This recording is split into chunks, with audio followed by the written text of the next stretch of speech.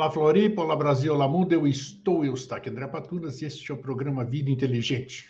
Vamos falar hoje de um tema que todo mundo está envolvido sempre, e eu acho que desde que a gente se conhece por civilização, desde os primórdios, desde os neandertais, sei lá o quê, é um problema, eu chamo de problema, que nos aflige, né? O tema de hoje é união e separatividade. Você já se identificou, já pronto, já veio um monte de coisa na sua cabeça, um monte de situações. Então é isso que nós vamos falar. E eu estou convidando aqui o Eduardo Lage Leite, que ele é biomédico, ele lida com isso, já participou de escolas iniciáticas, é um estudioso do tema, e eu acho que é uma pessoa capacitada para falar, para a gente trocar ideias sobre esse tema tão difícil, tão polêmico, e que muitas coisas, muitas guerras, muitos conflitos poderiam ter sido minimizados ou sequer existido, fosse esse equilíbrio, não existisse essa separatividade entre as pessoas. Como é que você está, Eduardo? Tudo bem? Bom dia para você. Como é que está? Salve, tudo bem, Eustáquio? Tudo Eu na estou Santa bem. Paz. E aí, tá frio, tá frio aí na sua área ou não? O sul de Minas aqui é friozinho, né? Mas tá bom, tá confortável ainda. Nada abaixo de zero. Nada abaixo de zero. Não, nem vai aqui, né? Isso aqui nós vamos ter um inverno sereno. Dizem que não vai ter nada sério. Basta a gente se cuidar, porque nosso principal tesouro é a saúde, né? Isso. Eduardo, união e separatividade. Eu já participei, ao longo dos meus 72 anos, de uma série de grupos, de entidades, de uma série de coisas. E não permaneci em nenhuma. Claro, se eu estou em outra hoje é porque eu não permaneci nas demais. E uma das principais causas que me fez sair foi exatamente essa disputa dentro desses locais. Parece que, filosofando, você entra pelo mesmo ideal, né? Tudo muito bonito, patati patatá. Aí você vê na prática, que nem outro dia nós abordamos, né, filosofia e a coisa que nós falamos aqui, que é exatamente isso. Na prática, a teoria é outra. Então, se forma subgrupos, se forma grupos. Como você vê essa questão, essa tendência humana de nunca se satisfazer com o grupo, com o seu semelhante, pô, é tão gostoso eu estar de bem com você, eu poder ligar para você, eu poder trocar uma ideia com você, independente de onde você estiver, em planeta Marte, na Coreia, no Sul, e eu aqui. É uma coisa tão bacana, e a gente se sente tão bem. E, por outro lado, a gente tem aquelas desavenças com as pessoas. Como você vê esse tema aí, Eduardo? Então, é um desafio grande, né, para a gente entender essa dinâmica. E eu te confesso que eu também tenho observado isso já ao longo da vida, a gente vai acumulando as experiências, né, como você bem falou. E na prática a gente constata essa dura realidade que você está anunciando. Agora, o intrigante é por que é assim, né? Por que é desse jeito? Essa é a questão. Vamos É tentar chegar isso, lá. é isso que nos chama a atenção. E, e quando você propôs esse tema para a gente conversar no seu programa Vida Inteligente, eu fiquei repassando muita coisa que eu já pensei ao longo da vida, livros, anotações, experiências, né, de convivência em grupos e tudo mais. E eu acho que eu cheguei a algumas conclusões assim que dá para a gente fazer um panorama, né, do que Vamos lá. acontece. Que bom. Em primeiro lugar, a gente observa assim que a vida ela é dinâmica, ela não é estática, não é uma coisa parada, né? É como dizem por aí, é o processo de escada rolante, ou está subindo ou está descendo. É isso Parou, mesmo. morreu. É verdade. Então, a gente observa que existe uma dinâmica, né, nesse processo todo. uma hora existe aquela coisa da convivência, do empolgamento, da união, que é uma necessidade básica do ser humano, né? Nós somos seres sociais, a gente precisa de conviver em sociedade. E, por outro lado, surgem os problemas, as disputas, as pulsões, os sentimentos, as antipatias, né? É muito interessante como é que isso vai, parece que minando as relações humanas e acaba por produzir separatividade, aquela coisa que era tão gostosa de todo mundo junto, de repente se torna um ambiente tóxico que a gente não consegue respirar, né? Assim, livremente. Bem isso.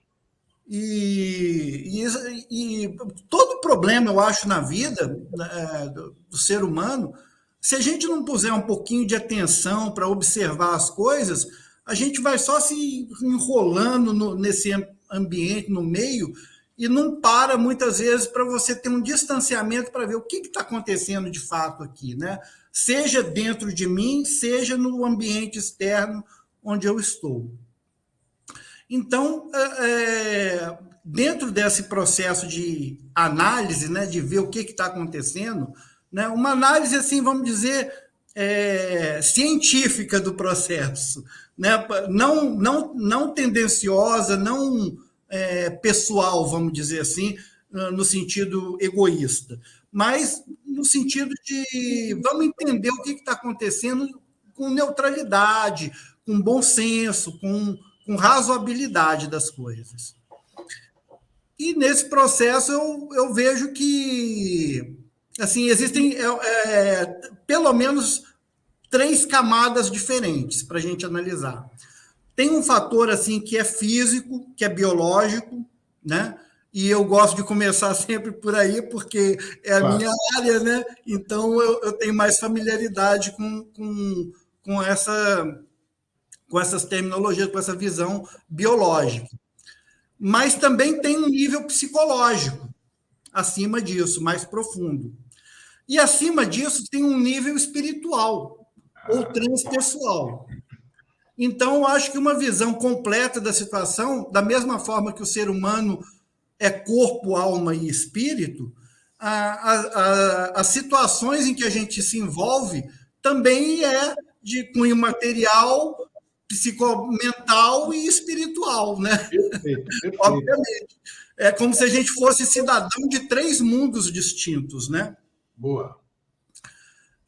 Então, se você me permite, assim, começar pelo lado biológico da coisa... Por onde você quiser. Eu percebo, assim, nos anos... Eu acho que essas pesquisas começaram nos anos 60, nos Estados Unidos.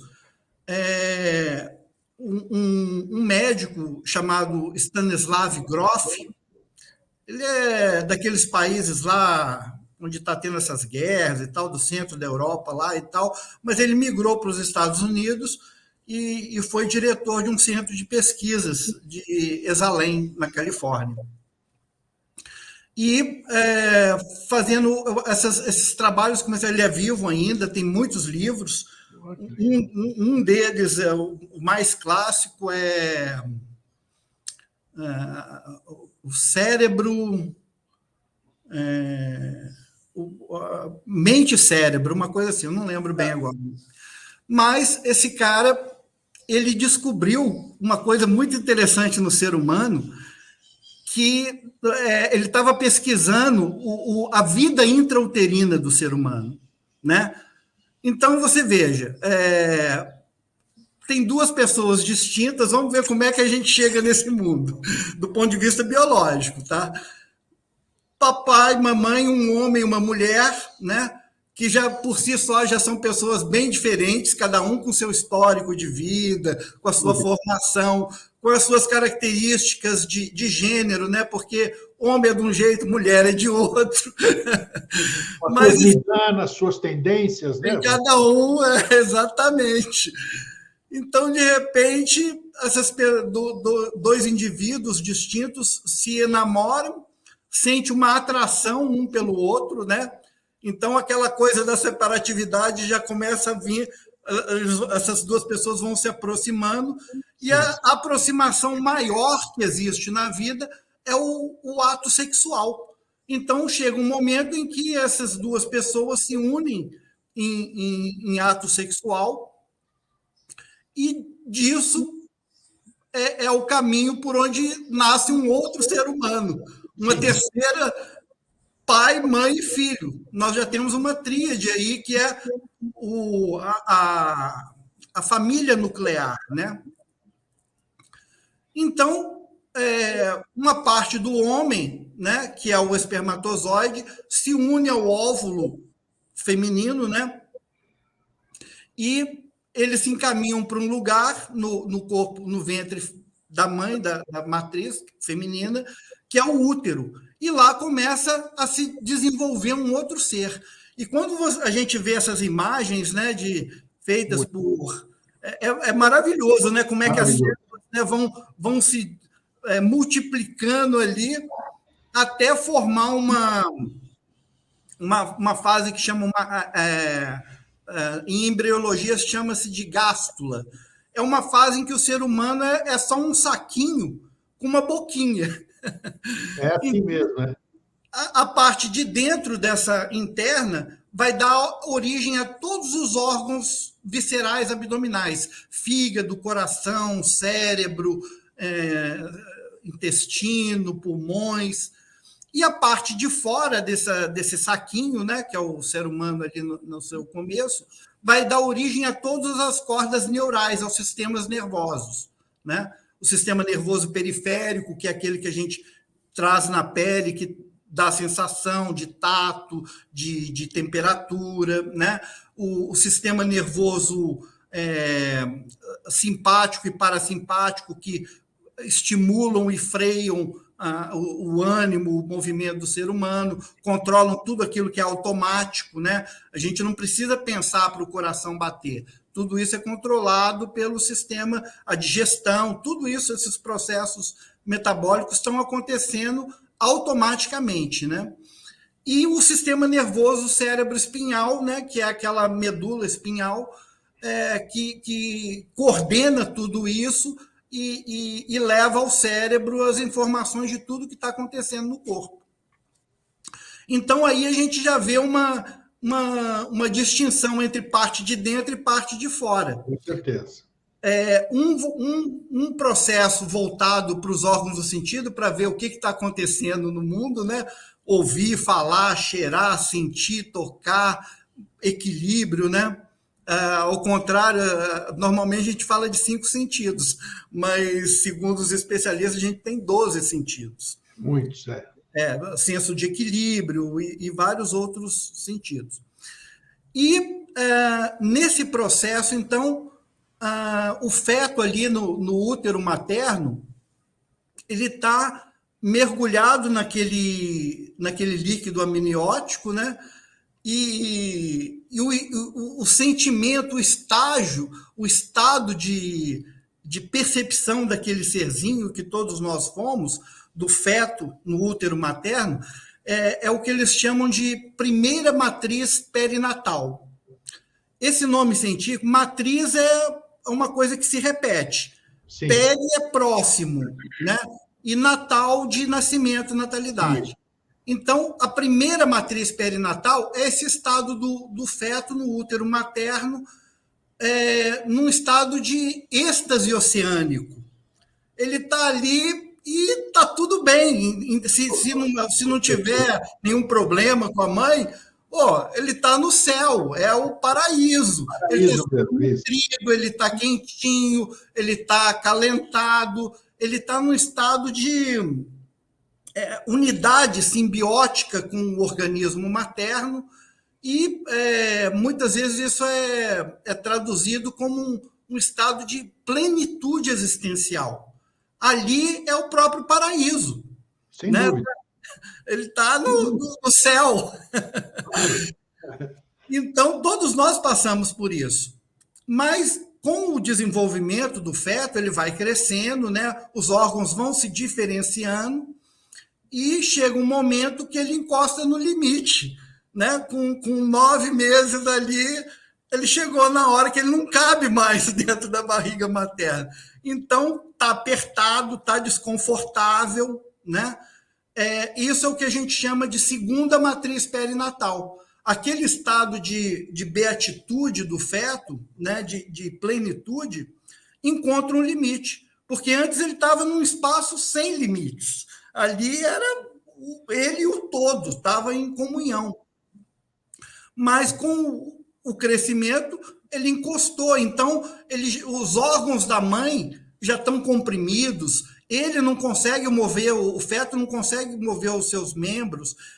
A própria placenta, que nutre oxigênio e nutre o feto, ela já não tem mais, ela já está insuficiente para nutrir um bebê daquele tamanho. Então, aquela sensação de plenitude, de repente, chega num momento de queda, de quebrou aquilo. Aí ele encontrou os limites. É o primeiro estágio clínico, como os obstetras chamam. É o primeiro estágio clínico do parto. Ou seja, chegou no limite e começa a vir as contrações, porque está na hora do neném nascer, ele não cabe mais ali. Então, essas contrações são espasmos musculares uterinos violentíssimos, né? Sem dúvida. Eu não passei por isso, nós como homens, né? Tem que ver quem passa por isso. Passaram, né?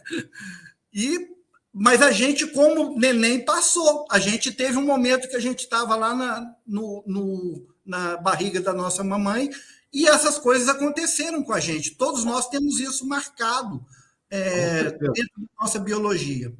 Então, aquelas forças gigantescas ali te pressionando e o colo do útero se fecha nesse momento. Então, não tem saída. Então, dentro dessa matriz perinatal, é um momento em que vem as contrações e a mulher se prepara para dar à luz. Mas essas contrações são muito dolorosas, inclusive para a mãe. São espasmos, né, bem dolorosos. E o neném sente isso como se tivesse o mundo acabando. Claro, claro. De repente eu estou no céu e de repente eu estou no inferno, cercado por... É como se tivesse uma montanha caindo em cima de mim. Sendo expulso daquele paraíso, né? E não tem para onde sair. Quer dizer, é uma sensação de sofrimento intenso, inescapável. Então, é uma força muito poderosa que está te comprimindo e você não tem o que fazer, não tem para onde ir, né? E a sensação é de que o mundo está acabando. Eu acho que sim, sem dúvida. Essa é a segunda matriz. Em seguida, a gente entra na terceira matriz perinatal, que é o colo do útero se abre, se dilata, e essas forças de espasmos musculares, elas são tão poderosas que elas chegam a ser, assim, se for medido em peso, elas exercem uma força de 20 a 50 quilos. Para um neném que pesa, sei lá, 2 quilos, 3 quilos no máximo, imagina isso, uma média de uma força 10 vezes maiores do que o peso dele. Então, para um homem de 80 quilos, é como se ele estivesse sendo comprimido por 400, 500 quilos de todos os lados, apertando ele. E só tem uma saída, que é o estreito canal vaginal, que é o canal do nascimento, que é estreito, mas é o único lugar que tem de saída. Então, toda aquela força gigantesca te aperta para você sair por aquele canal vaginal, que é o canal do nascimento, e isso provoca um atrito, uma constrição muito violenta, onde o feto é literalmente comprimido dentro daquele estreito canal para sair para um novo tipo de vida. Então, essa matriz perinatal, a terceira matriz, é quando o feto está efetivamente saindo do útero materno para nascer. Então, muitas vezes isso é associado com o elemento fogo, pelo sentimento de ardência, pelo sentimento, a coisa pictórica que existe, né? Aí o neném nasce. E quando ele sai da vagina materna, ele encontra um súbito alívio de toda aquela compressão, né? Ele vai ser levado para junto da mãe, do calor do corpo materno, ele respira pela primeira vez e os pulmões se abrem, né? É a primeira vez que aquela criatura que vivia no mundo aquático, que era um peixe no aquário ou no oceano, pela primeira vez ele vai respirar o ar da nossa atmosfera terrestre e, com isso, ele vai sugar o seio materno, vai se alimentar pela primeira vez também. Então, ele deixa de um estágio de vida totalmente diferente dentro da barriga da mãe para iniciar uma vida num outro mundo que é esse terrestre, que tem gravidade, né, que te prende no chão, antes ele está lá flutuando, né? Então ele tem que fazer força para sugar, para se alimentar, ele tem que respirar, enfim, todo esse processo. Essa é a quarta matriz perinatal, e são 4, termina aí. Daí para frente, nós vamos iniciar o processo de vida como um ser autônomo, né, biologicamente autossuficiente, ainda que não de todo, né? Porque só para andar vai levar 1 ano, para começar a falar 2 anos, e para ele começar a associar uma coisa com a outra, 3 anos. Por isso que a maioria das memórias que a gente tem é dos 4 anos em diante, porque esses 3 primeiros anos, forças plasmadoras muito intensas estão atuando no ser humano ali, terminando a maturação básica do ser humano e dando a ele a condição de entrar no reino humano efetivamente, que é essas 3 coisas que a gente nos distingue dos animais, que é o andar ereto, com a espinha vertebral ereta. Os bichos não fazem isso, eles têm a espinha dorsal horizontal, né? Falar, nenhum bicho fala, e pensar. Isso nos 3 primeiros anos de vida. Interessante, só de fazer uma parte, que dentro do nosso tema, exatamente é perceptível da forma que você explanou, que o feto e a mãe são união. Né? E, de repente, nesse processo, nesses 3 processos que você bem citou, já começa essa tal de separatividade, porque o ser, ele era uno, ele já não é mais, assim, vamos dizer, na questão, ele tem que respirar sozinho, ele vai sentir fome, coisa que ele não tinha, porque estava sendo suprido. Então, foi muito bom você levantar isso, porque já mostra que a gente já tem um precedente, vamos dizer, dessa separatividade. E o que a gente busca, né, na questão da união? É voltar para o seio da mãe, mas isso é simbólico, né, Eduardo? Sim, exato. Mas é simbólico e, ao mesmo tempo, é fisiológico, porque nós nascemos da união de 2 seres. Sim. Aquela primeira... lembrando que, primeiro, 2 seres separados se uniram em união sexual em amor, para produzir aquilo que somos nós. Todos os seres humanos nasceram desse processo. Então, é justamente isso que você está falando. Esse processo de união e depois separação. E essas matrizes vão marcar toda a vida do ser humano, tanto individualmente como em sociedade, em relacionamento. Porque também a gente vai sempre buscar aquela memória daquele estado de união simbiótica, né? Aquele paraíso. Então, o homem adulto ele vai se imaginar numa praia paradisíaca, com a sua namorada, com a sua amada, né? Onde tudo é agradável, né? E tal. Ele busca essa reminiscência da vida uterina, onde tudo era bom. Deixa eu só completar uma coisa, por exemplo, você vê como isso aí é tão marcante, eu e mais muitas pessoas que eu converso sobre isso, puxa, eu também. Por exemplo, o verão é maravilhoso, adoro o verão, tal. Mas o que acontece? Eu não durmo bem no verão. Por quê? Não é por causa do ar-condicionado, não é por causa da temperatura, nem nada. É porque eu sinto a falta da coberta, sabe? Daquele peso, daquele aconchego. Isso, Eu acho que tudo isso é reminiscência da vida uterina. A gente traz com essa certeza. tendência, essa nidana, não deixa de ser uma nidana, né? De você traz, porque é um choque, o nascimento é um choque.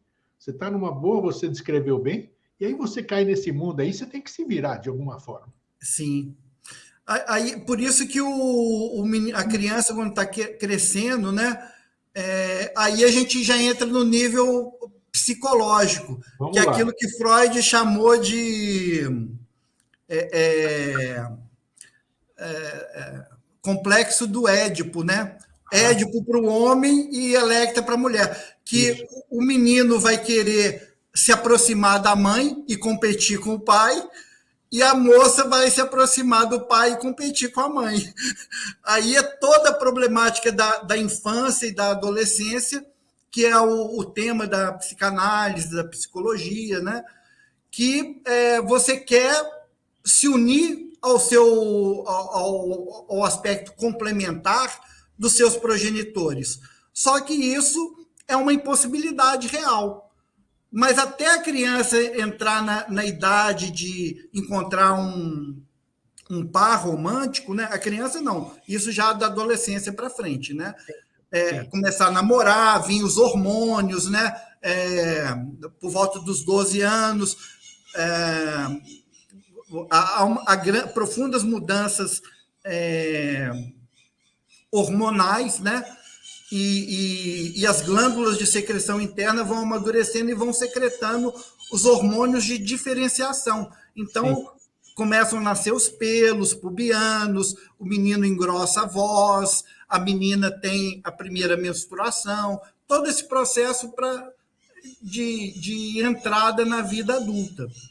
Mas até chegar nisso aí, a gente sempre vai querer, não vai só querer, porque o ser humano, como a gente falou, ele é muito frágilzinho, né? A maioria dos bichinhos já sai de pé se virando e tal. Verdade. O ser humano precisa do pai e da mãe cuidando dele ali muito tempo até ele se tornar autônomo e começar a ter condições de se virar por conta própria. Então, essa dependência do filho para com os pais também gera essa necessidade de união com eles, né? Porque se não tiver o pai e a mãe para cuidar dele, ele vai morrer, né? Ou vai ficar ao encargo de outro. E muita gente traz isso até para a fase adulta. Quantas pessoas você vê que não tem condição de viver sem pai e mãe, né?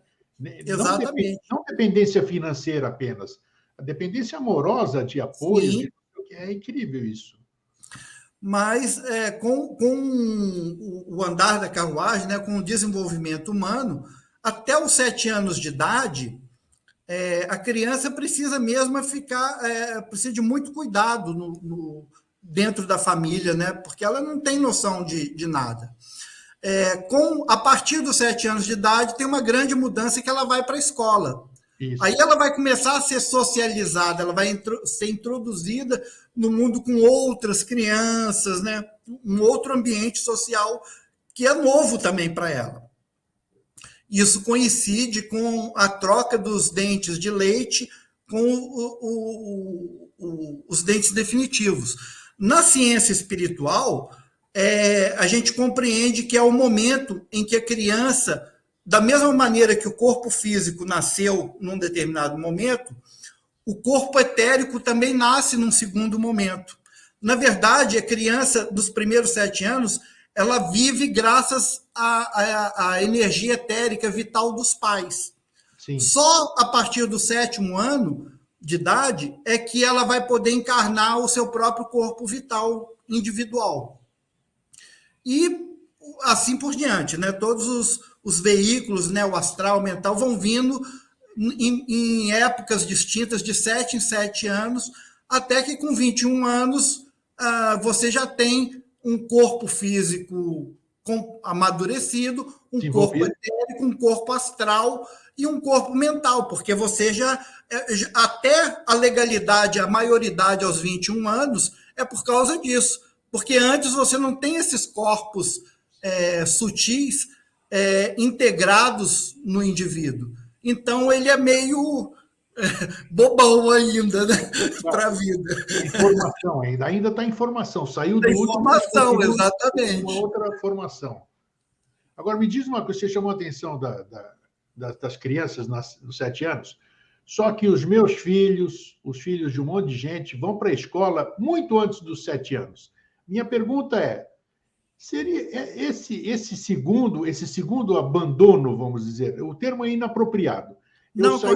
Eu saí do útero da minha mãe e já senti aquele choque. Quer queira ou quer não, sair do conforto, como nós já falamos aqui. Tem gente que sai por fórceps, tem gente que leva tapa na bunda e começa a chorar. Isso. Já é uma agressão e tal. Então, aí eu fico com o amparo dos meus pais. Pequenininho, eu estou crescendo, que é o meu futuro, depende desse amparo nos primeiros anos, como você disse, a minha formação, o meu berço. E, de repente, aos 3 anos, vamos dizer, por causa da vida, por causa que meu pai e minha mãe trabalham, eles me largam numa escola. Então, a criança sente isso. Ele não quer os professores, ele quer o pai e a mãe dele. Como é que você acha que isso é um fator também que pode ajudar numa coisa que fica impressa na gente, para a gente ter essa tendência à separatividade? Muito, porque isso a criança sente isso como um verdadeiro sofrimento, um verdadeiro abandono. Também penso assim. Só que existe, na época atual, a necessidade, muitas vezes, dos pais, dos dois trabalharem fora e tal. Não é aquela família mais que a mulher ficava em casa com um monte de filho, morava o vô, a avó, então tinha os agregados, né, aquela vida de fazenda. Não é mais essa realidade, né? Hoje em dia, pai e mãe têm que trabalhar, a criança tem poucos irmãos, se tiver. Então, o ideal seria que essa escola, essa creche que vai receber essa criança, fosse o mais próximo possível uma reprodução do lar dela. Então, teria que ter uma cuidadora, né, que fosse aquela figura materna, a mãe de todos ali. Então, as atividades... É um absurdo você exigir de uma criança antes dos 7 anos. A própria lei nunca permitiu isso, mas cada vez mais as pressões do mercado vão mudando a lei, né? Mas por que sempre foi proibido alfabetizar antes dos 7 anos? Porque antes dos 7 anos, a energia vital da criança ela está sendo toda usada para formar os seus órgãos. Perfeito. Se ela for desviada para atividades intelectuais, vai enfraquecer o corpinho dela e ela vai sentir isso na forma de doenças mais tarde. Então, as atividades ali é o quê? É deixar a criança brincar, é brincar com a terra, é subir em árvore, é brincar de roda, de mão dada, é imitar as coisas que são feitas dentro de casa, que é varrer, limpar a casa, fazer uma massa de pão, fazer um bolo, plantar a sementinha, feijãozinho, para ver o feijãozinho nascer. Então, esse seria o ambiente ideal de uma creche. Né? E poucas escolas oferecem isso, mas tem muitas que oferecem. Né? Claro. Então, mas a questão principal ainda que eu vejo aí é que nesse processo de desenvolvimento do ser humano, ele vai muitas vezes perceber o quão frágil também ele é. Não tenha dúvida. E isso, muitas vezes, vai trazer uma insegurança nata que vai tentar ser suprida de alguma forma. Né? Então, muitas vezes a gente observa que certas necessidades que a pessoa tem de poder, né? Seja num encargo, assumir um cargo no condomínio, numa associação, numa instituição, é muito mais encargo do que qualquer coisa, mas as pessoas algumas pessoas têm uma necessidade, uma fome de poder muito grande, que é justamente para aplacar um pouco esse desvio de dizer É um eu pseudo-suprimento, é um sou poderoso. suprimento que ele busca. Hein? Ele busca um pseudo-suprimento para aquilo lá, né? Exatamente, é um desvio, na verdade. Sim. E isso, Grego, segundo os cientistas, os psicólogos, os médicos e tal, não é uma atividade natural do ser humano, porque uma necessidade natural é você sentir fome e buscar alimento, sentir água e buscar bebida. Mas é uma coisa aprendida. A nossa sociedade funciona toda em cima de competição. Então, desde a mais tenra infância, a gente está aprendendo a levar vantagem a ser mais que os outros para poder ter mais que os outros. Porque, Agora, Eduardo, dentro do seu escopo, sim, por que a competição? Qual é a origem da competição? Nisso tudo que a gente conversou previamente, onde entra essa questão da competitividade? Eu estou competindo contra quê? Primeiro, estou tentando suprir alguma coisa. Suprimento é uma coisa. Competitividade, de onde surge essa competitividade no ser humano? olha, existem algumas teorias, né? Segundo a psicanálise, a raiz dessa ânsia por poder Sim. são necessidades básicas não atendidas na primeira infância. Ah, caramba. Então, quando a pessoa quando ele foi muito, porque nesse mundo que a gente nasce, nem sempre a gente recebe todo o amor, todo o cuidado, toda a atenção que seria necessário, né? Então, existe todos os tipos de desvios possíveis. Um desses desvios é essa tendência a querer ser mais ou parecer mais do que os outros. E para isso ele precisa ser destacado, ele precisa ter sempre um holofote ali para mostrar que ele é o bom. A Né? origem é sempre a casa, né? Geralmente é o lar, geralmente. Sempre, É sempre. disputa entre irmãos, um que se acha que é mais Isso. querido que o outro, e assim vai, né? Mas existem muitas maneiras de se pensar sobre isso. No final das contas, você veja que mesmo ninguém abre mão do poder, nem É, de uma parcela do poder. E todo o que é o poder, por exemplo, no campo da sociologia, da economia, da administração de empresas, quem tem o poder? O poder é aquele negócio. Manda quem pode, obedece quem tem juízo, né? com certeza, tem mesmo, Porque senão vai sofrer as consequências. sem a dúvida. Então, o cara, essa necessidade de.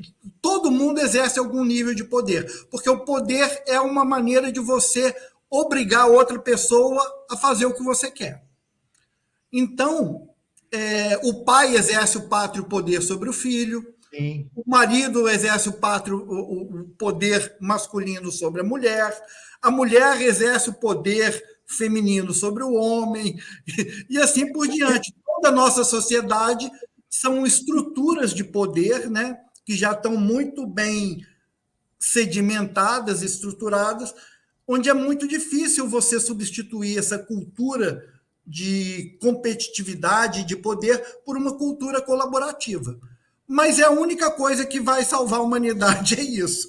Vai chegar num ponto que nós vamos ter que amadurecer o suficiente para compartilhar o poder entre todos, de uma maneira justa, equilibrada, né? Cada um com as suas responsabilidades. Hoje em dia você vê muitas empresas onde não tem mais aquela separatividade de cada um na sua baia e tal, fazendo. não, exatamente. Existe uma interação ali entre todo mundo, e desde o presidente, a diretoria, os gerentes. Acabaram-se as divisórias, né? Exatamente.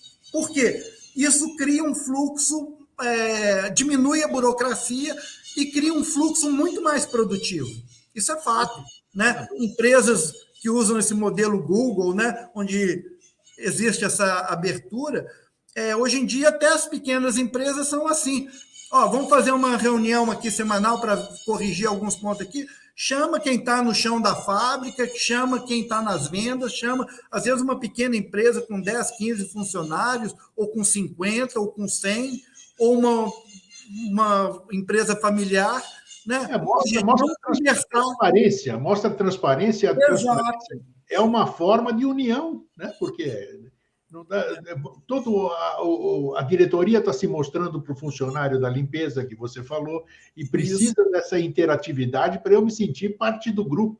Exatamente, exatamente.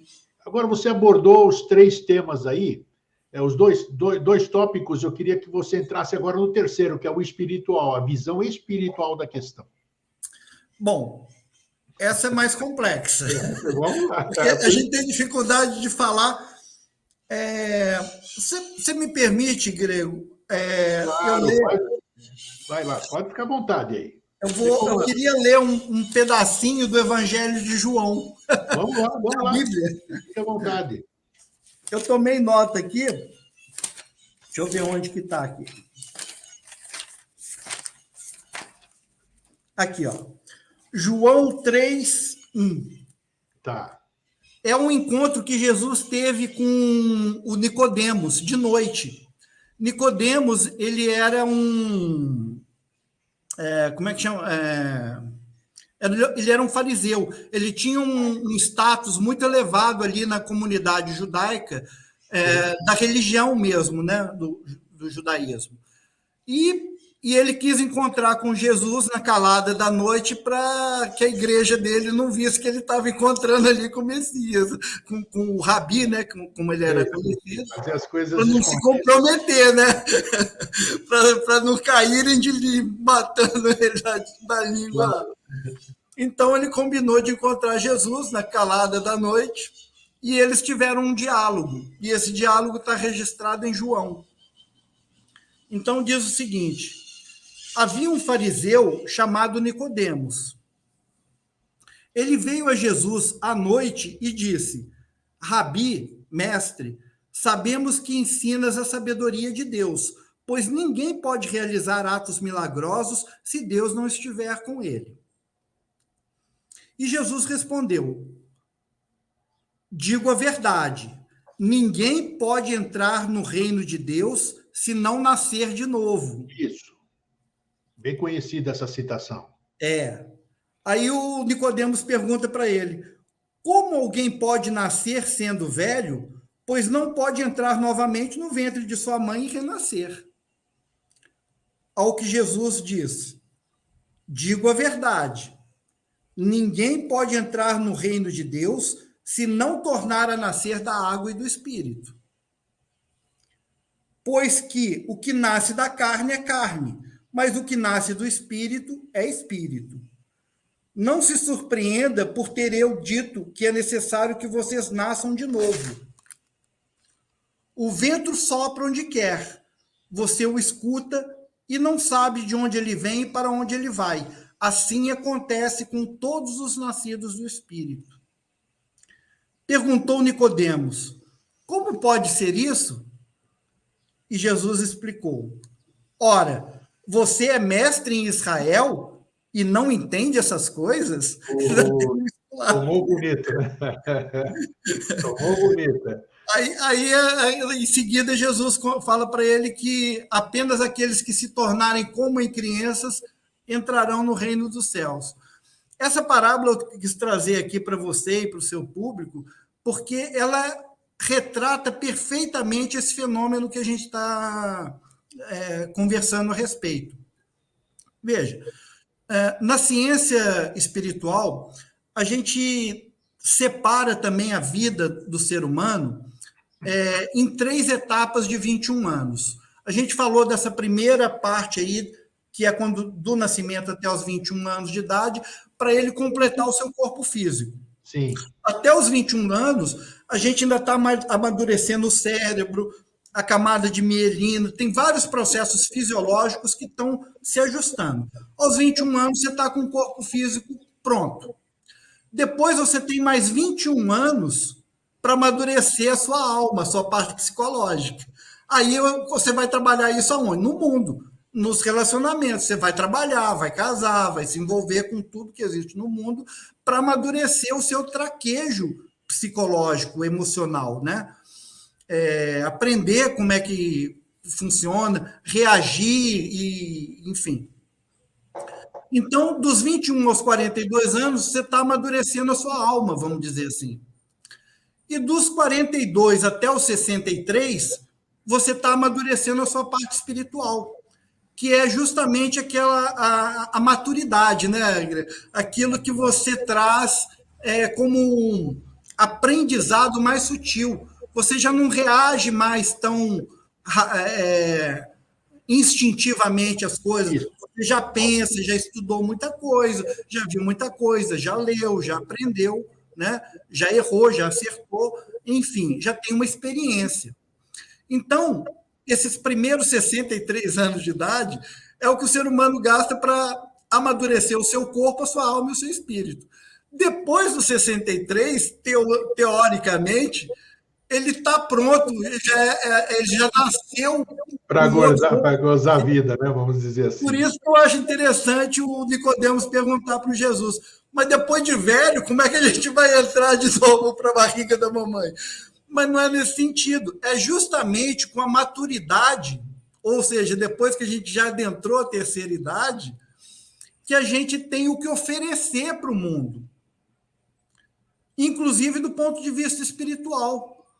É aí que você, na Índia, isso é muito comum. Durante a primeira, vamos dizer, o primeiro ciclo da vida, você vai cuidar da família, do mundo e tal. Na hora que você, vamos dizer assim, aposenta, você vai se dedicar ao mundo espiritual, dedicar ao um sannyasi, né, como eles chamam. Isso. Mas isso, na prática do mundo, é o quê? É quando você tem condição de ser um consultor, um orientador, uma pessoa que tem experiência de vida suficiente para passar alguma coisa para os mais jovens também, né? Então, e isso entra diretamente naquele ponto aí que é o que a gente chama de iniciação espiritual. Ou seja, a segundo nascimento, porque os ritos iniciáticos todos, eles simulam aquelas matrizes perinatais. Primeiro você está lá distraído na vida, lá igual um bobão e tal. Depois a vida começa a te apertar de todo lado ali e você tem que nascer para um novo estilo de vida, porque senão você morre. Então, o processo iniciático simula isso. E o próprio templo, com as suas câmaras, o templo é como se fosse o útero onde nasce... É aí que eu queria chegar. O homem para o renascido de si mesmo, o homem desperto, o homem que, vamos dizer assim, renasceu do espírito. É isso que eu queria. Olha só, chegamos a fechar aquilo que eu estava planejando, vamos dizer. Qual é o caminho? Quer dizer, eu trago trauma, todo mundo traz. Não tem jeito de dizer que não, porque o nascimento é um processo traumático. É inquestionável isso.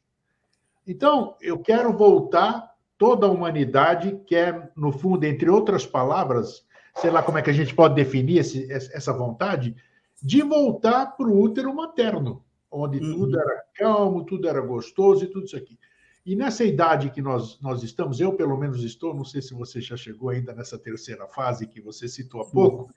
Então, hoje eu já sirvo faz muito tempo, vamos dizer, né, que já tive essa opção muito antes. Então, hoje eu estaria apto, vamos dizer, a ter um entendimento. Será que as pessoas vão ter que esperar até os 63 anos, vamos dizer, para ter esse entendimento do nascer de novo? Porque esse nascer de novo, a interpretação tem que ser diferente desse trauma do nascimento. Então, como discernir isso, Eduardo? E é bom a gente estar conversando, porque você não é psicólogo, eu não sou psiquiatra nem nada. São duas pessoas que estão passando aqui a experiência de vida. Isso é importante, né? É uma coisa que a gente está trabalhando, está tocando a mão na massa, botando a mão na massa. Então, o interessante é que quando a gente olha para trás na nossa própria trajetória de vida, a gente vai ver quantas mudanças a gente passou na forma de entender as coisas, de encarar as coisas, né? Isso é interessante porque quando você olha numa pessoa mais jovem e quer criticar uma maneira tosca ou simplória ou errônea de ver as coisas, se você parar para pensar, você fala, pô, eu também já cometi esse erro, eu também já pensei desse jeito, eu também já fiz isso, né? Então, isso dá para a gente uma certa, vamos dizer assim, uma humildade para a gente entender que tem que ter paciência. Paciência. Essa palavra eu acho muito bela porque ela significa ciência da paz. Exatamente. Ter a ciência da paz, a gente tem que ter paciência com a gente mesmo e com o mundo todo, com o resto todo. Então a gente já não vai mais reagindo, já não vai mais com tanta sede ao pote, não vai com tantas ilusões, né? Agora, isso tem que esperar até os 63 para começar? Não. Não necessariamente, Pode começar isso em qualquer momento da vida, né? É para isso que serve a iniciação espiritual. Ela está aberta a todos e cada um vai no seu ritmo. Tem pessoas que são muito rápidas nesse processo e tem outras que são mais lentas. Mesmo pessoas, por exemplo, aquele autor, né, que é muito conhecido hoje em dia, o Eckhart Tolle, que escreveu O Poder do Agora, né, o Novo Mundo e tal, ele contando a experiência que ele teve ele era um professor em Harvard, em Oxford, na Inglaterra, era um professor, gestor de projetos e tal, e ele sofria daquela doença, síndrome do pânico, que diz que é terrível. A pessoa, do nada, ela entra numa fobia que parece que vai morrer. E difícil tratar essa síndrome. E ele sofria de doença, síndrome do pânico. E um dia ele chegou em casa, na casa dele, se deitou e ele foi acometido de uma crise muito violenta. E ele sentia que é justamente uma reprodução daquelas matrizes perinatais de nascimento e morte. E ele sentia exatamente uma compressão que parece que ia destruir ele, e ele não conseguia mais respirar. E nisso ele teve uma sensação de um redemoinho sugando ele, e ele sentiu um pavor terrível daquela situação, e era inescapável. E quando ele sentiu uma dor mais aguda, ele apagou. Ele dormiu, apagou e acordou no dia seguinte. Só que acordou no dia seguinte, abriu o olho, olhou a luz entrando pelas cortinas, um feixe de luz na janela, e percebeu que ele estava diferente. Olha só. Ele estava sentindo uma paz, um estado de graça, né, como se diz. E ele acordou outra pessoa, literalmente acordou iluminado. Então, nem todas as pessoas têm uma mudança drástica assim. Muitas vezes vão vindo várias experiências de despertar espiritual, despertar, como os japoneses chamam de satoris, né? Que é um preâmbulo, né? É um processo gradual, até um dia que você tem a grande libertação. Mas no caso dele foi agudo. Ele dormiu de um jeito e acordou de outro. Mesmo assim, ele estava com 29 anos de idade.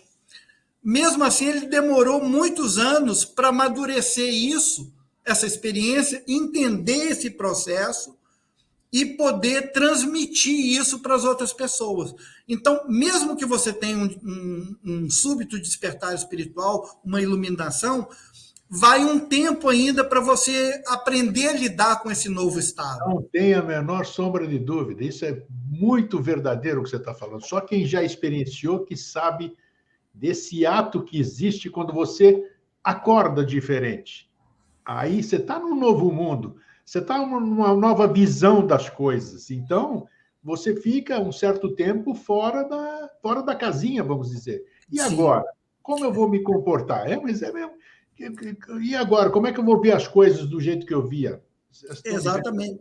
Aí você entra num processo de amadurecer, entender tudo isso que aconteceu. Perfeito. Isso é factível, não precisa ser nada especial, você não precisa ser um ser especial nem nada. Esse despertar acontece cada um no seu tempo, cada um com o seu gatilho, né, Eduardo? Exatamente. Tem um gatilho que faz isso. E isso é igual tem um mestre contemporâneo também iluminado, ele é conhecido aí como Moody, Mooji, eu acho que é Sei, isso, sei. Moody. Ele esteve aqui em São Lourenço 3 vezes, Olha, foi quando eu o conheci. Da primeira vez que ele esteve aqui, alguém me convidou, ele ia lá Aí eu cheguei lá e todo mundo quieto e ele lá quieto. Ele ninguém falava nada, né? Até que eu cansei de esperar e falei: Ô, meu amigo, como é que é? Vai ser... meu nome é Eduardo, eu moro aqui, eu sou fulano de tal, e eu vim aqui para ver o que você deve falar, você não vai falar nada. Ele só Imagina a falou em inglês, situação. né? Aí o outro intérprete traduziu. Aí ele falou: well, Pô, bem, essa é uma maneira antiga da gente se apresentar, né? Eu sou isso, eu sou aquilo, mas quem realmente a gente é, né? Quem sou eu, né? E aí começou o papo. E eu fiquei muito impressionado, eu nunca tinha visto nada igual. E da última vez que ele teve, já tem uns bons anos, uns 10 anos, ele vinha para fazer um processo chamado satsang. Satsang, sat é a verdade, tá, né? Sang é reunião, encontro. Satsang é um encontro com a verdade. sim. Então, ali, as pessoas falam de qualquer questão que elas tenham, pessoal, e o mestre fala sobre aquilo ali, conversa com você. Só que eu nunca tinha visto uma pessoa firmemente estabelecida nesse mundo espiritual. E num processo desse de conversar, sem nada,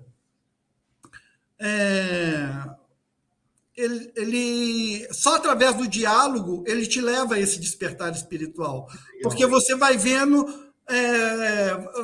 você vai dissolvendo as ilusões, os preconceitos que a gente tem, porque tudo na vida é um preconceito, é um conceito antes de você interagir com aquilo, você já vai com uma ideia sobre aquilo, né? Sim.